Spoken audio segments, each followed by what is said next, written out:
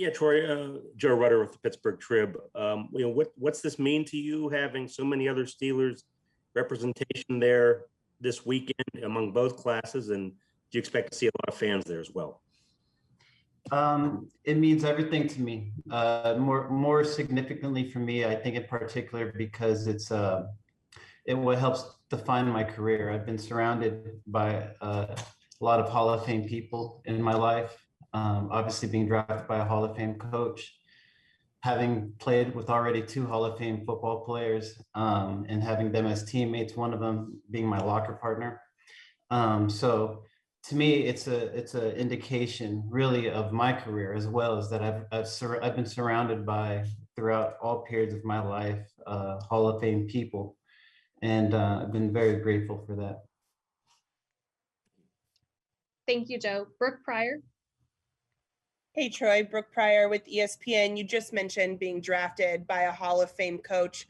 What does it mean, and how maybe extra special is it to be inducted with the guy who drafted you, the coach who drafted you, and how has your relationship with Coach Cowher kind of evolved from the time that you were a player, he was your coach, to now where you are today?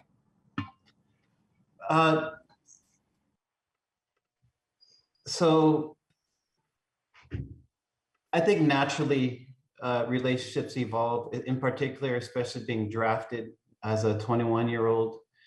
To have Coach Cowher, a Hall of Fame coach, obviously for a reason. But I think for my case, in a particular reason, because he helped develop me and helped me as I matured into adulthood, and really played a big father figure in my life, much like Coach LeBeau as well. And really to have that confidence instilled in you by a Hall of Fame coach. But I think not only in particular to that, though, is that he's also from Pittsburgh, and he really embodies that blue collar mentality as well. So to not only have that sort of influence, earlier in my career, it's also an honorable, virtues that Pittsburgh stands by: blue collar work ethic, not letting environment control factors of adversity, and these sort of things you really learn living in Pittsburgh. Thank you, Brooke. Mark Cabley. Hey, Troy, how are you? Hey, what's up, Mark? How are you doing? Pretty good, pretty good. My question's about your rookie season. You came in and didn't play right away. I'm just wondering if you have any thoughts of how difficult that was to go straight from college to that rookie season and not play a lot. And did you ever question yourself early on in the process there? For sure. Naturally, I think you question yourself. In fact, I almost would say my rookie season was similar to my freshman season. And what I'm learning now is that my freshman season is very similar to a lot of football players. So, that rookie season, you go through a lot of doubts. You're obviously, away from the college and the protection of coaches and college system, and you really start your venture into adulthood. But that rookie season for me was also where I started to question my purpose, I guess, and whether or not football was for me or not, because my rookie season was not enjoyable, nor was it very successful at all. So it actually, at that post rookie season, is where I kind of, had a real conversation with myself that was like, listen, man, either you're going to go all in on this or all out, because if you're not in on this, then there may not be a career. So for me, that rookie season was extremely humbling, humiliating, but yet much needed in my life, not only as a football player, but just as a person, as a husband, as a father. And I'm appreciative of that adversity. Thank you, Mark. Albie Oxenrider. Hello, Troy. Hello, Albie. I appreciate the time, appreciate the availability. Albie Oxenrider, WPXI TV in Pittsburgh. And Troy, my question is about what's coming up in 3 weeks. You've had a lot of time to think about it, particularly this go round. You've had even more time to think about it. What do you think is the overriding emotion for you right now? Are you nervous? Are you anxious? Are you excited? Are you proud? What's going through your mind with the induction coming on fast?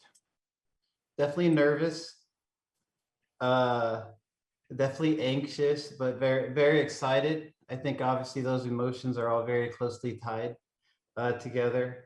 Very excited to see my teammates, to, you know, rehash some great, exciting memories. Nervous for a speech, you know, anxious because I want to make sure that the people that I'm, you know, very, you know, that have been huge influences in my life. And I do mean a lot of people, because for somebody like me, no small thing, no glass of water that somebody offered me was insignificant. And coming from where I come from, you know, that meant a lot for, and I don't want to miss out on that. So I'm nervous that I don't give the proper thanks, and people won't feel the gratitude that I really want to give them. So, you know, there's a lot of mixed emotions going on with that, you know, but in a lot of respects, I feel I don't need to say anything as well, because my career is a result of them as well.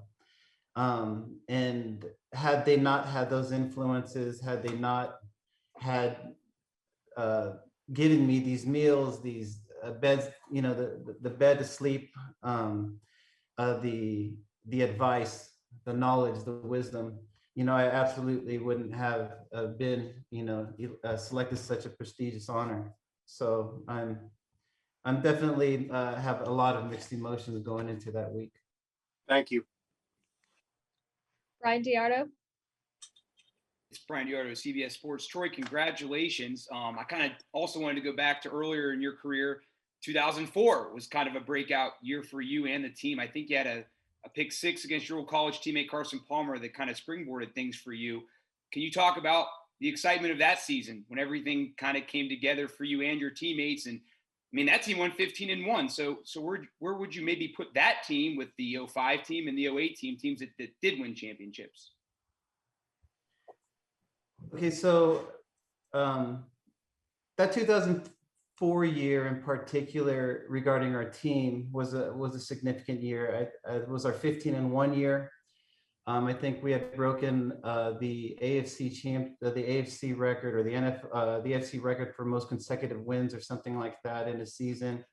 And I believe that's Ben's also first year of starting as well. But it was also my first year starting. And after, as what I previously described, as a very frustrating rookie year.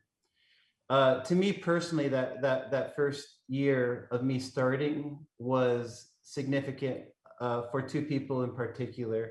Darren Perry, who was my defensive back coach and really helped me understand the game of football, understand to be a real true student of the game. And then Mike Logan, who was the starting safety the previous year and was no longer starting safety, but still a great role model to me.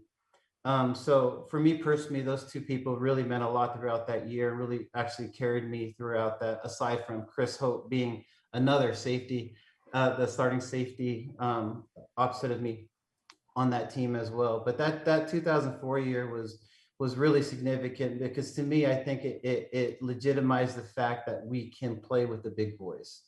You know, I think at one point of time during the season, midway through the season, that we had beat two unbeaten teams, which were Philadelphia and New England, which, you know, funny enough, would have been our Super Bowl back-to-back had we played them again too. But Philadelphia, if I remember correctly, had, you know, Terrell Owens at that time was extremely talented, and Donovan McNabb, and, you know, obviously everybody knows, I think, Tom Brady's a pretty good quarterback as well, you know, that we lost to. So that year was a very significant year because of that reason, was that we were good enough to play with everybody. Thank you, Brian. Ron Meyer. Hey, Troy, Ron Meyer here from Sirius XM. My question is that over the course of the years, you took in so much more knowledge, whether it be your faith life, and I could see the many books in back of you. How much did that add or make you better as a professional athlete, having a diversion away from the field?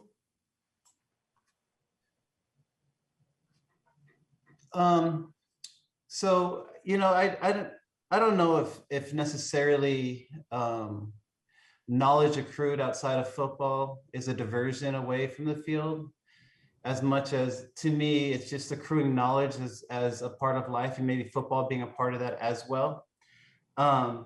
So I guess to answer your question, it was more or less about trying to balance of where football belonged in my life.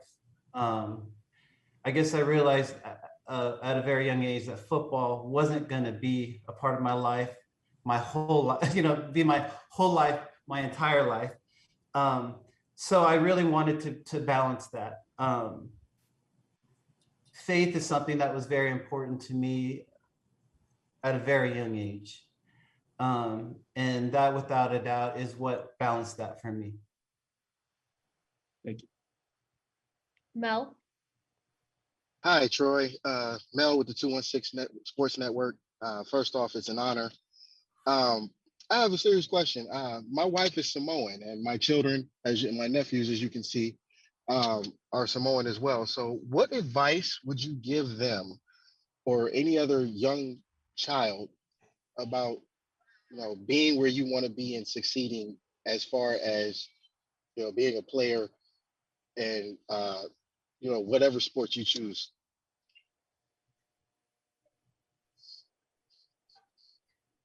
So if I'm hearing you correctly, it's what sort of advice for young Samoans if they're interested in sports, or just in general? In general, sports doesn't matter. Yeah. Well, first of all, I definitely recommend sports, but I would recommend a lot of sports. In fact, any sport that they can possibly play. I would also recommend martial arts. School, I think, is understandable. It's a given. So for me, I would say that, find as many influences of different sports, different. Troy, I think you got muted. How's that? There. Thank Okay. you. So it's not only to play different sports, but and to find different subjects, music, and do all these different things, but also learn how to master what's in front of you. To me, I've always believed, you can't master anything big until you master the small things. So to me, it's not just generally speaking, obviously for the Samoan youth, but just generally speaking for youth in general, is find your interests, but find diversity, and grasping knowledge from different sports and different subjects, but then try to master what's also in front of you in the small details. Thank you, Troy. Jim Wexel? Okay. Am I good? We good yet? Yes. Hey Jim, how you doing? Oh, you just muted yourself again, Jim. All right, there we go. You there, Troy? How you doing, Jim? Good, all right. I hope the family's good. We're well, thank God. Thank you. Good. And that beard's gonna turn all white soon. Yeah. I just want a quick one. Are you gonna come back to Heinz Field for the Hall of Honor this season? Yeah, God willing, this season, my family and I will be able to make it back to Pittsburgh for a couple games at least. Yeah. Cool. Thanks. Jeff Hathorn? Jeff Hathorn with KDK Radio in Pittsburgh. Troy, congratulations. Thank you. Why do you think you were so popular with Steeler fans? And what did that relationship with the fans mean to you?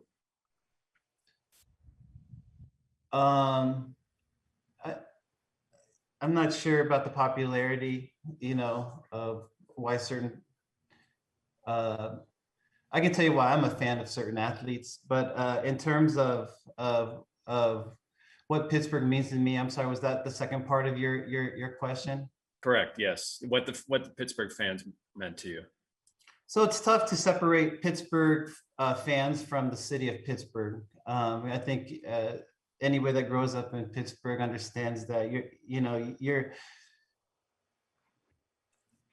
if you're in Pittsburgh and you're not a Steelers fan, you're not from Pittsburgh.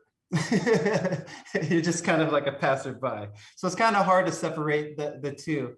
But Pittsburgh to me is home. That's really the best way that I can explain it, because I've lived there longer than I've lived anywhere in my life. It served as one of the most significant places in my life. It's where I grew. It's where I was, where my wife and I were married.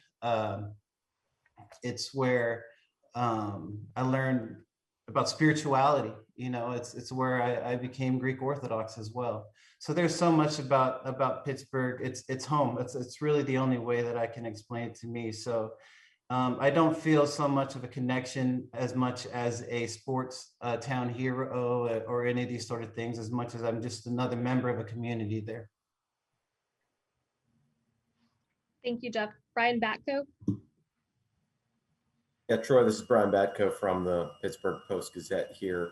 Congratulations. I know this was obviously before my time covering the team, but your final season here, your career ended somewhat abruptly, perhaps before you were ready. How much did it take to kind of work through the emotions of that being over, and how kind of would you describe your relationship with the organization, and how much do you still kind of follow and watch the team?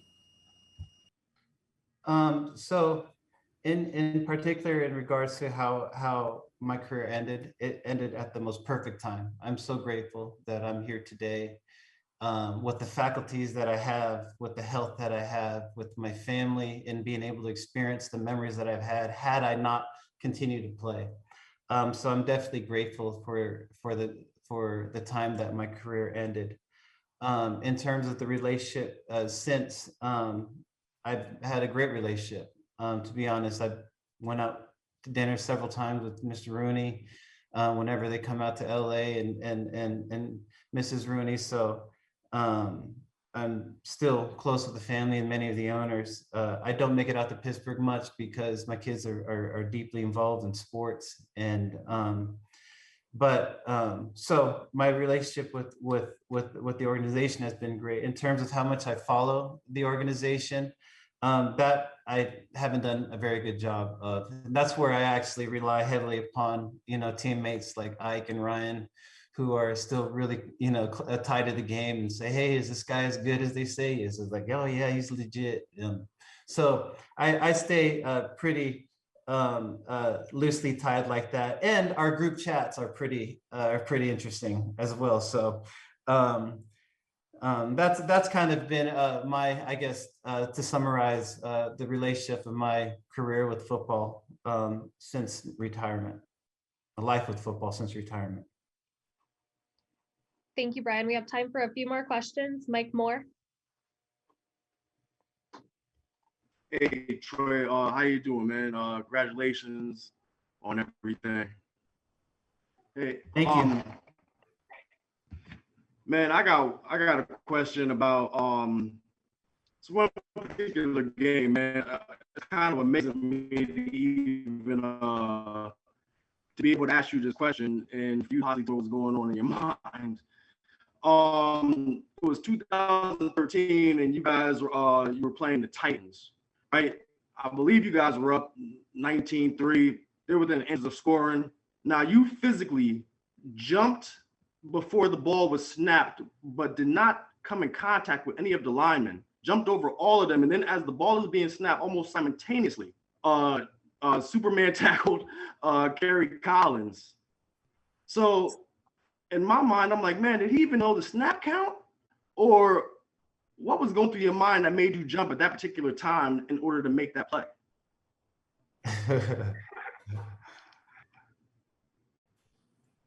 Well, okay, so to answer your question, I'll give you some extreme vulnerability here. What's funny is they were in a hurry huddle.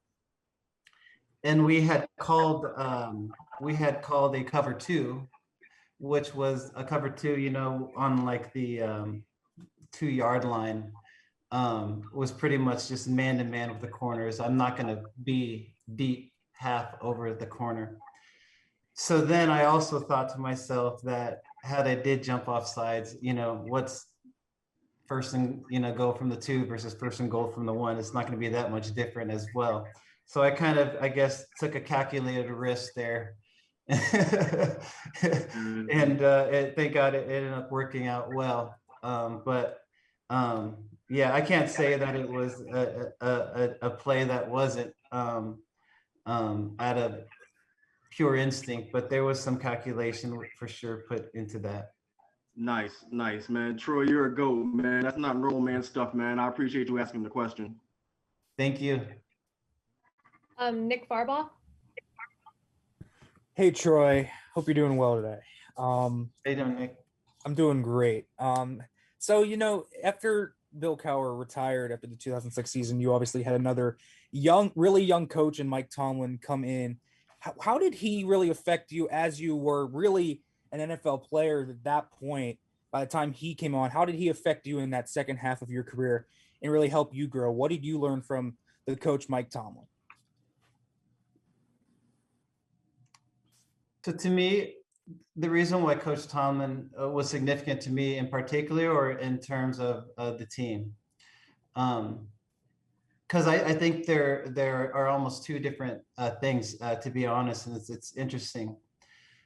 For the team, I'm dumbfounded that I'm 40 years old now and that he was 34 years old being a head coach.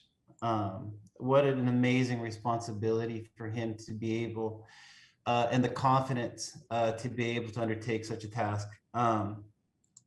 Especially, I would have to add that, you know, being an African-American, a head coach. And then to come into an organization like the Pittsburgh Steelers, who have the history of winning championships and very, very high expectation. And not only that, in identity as well. I'm sorry.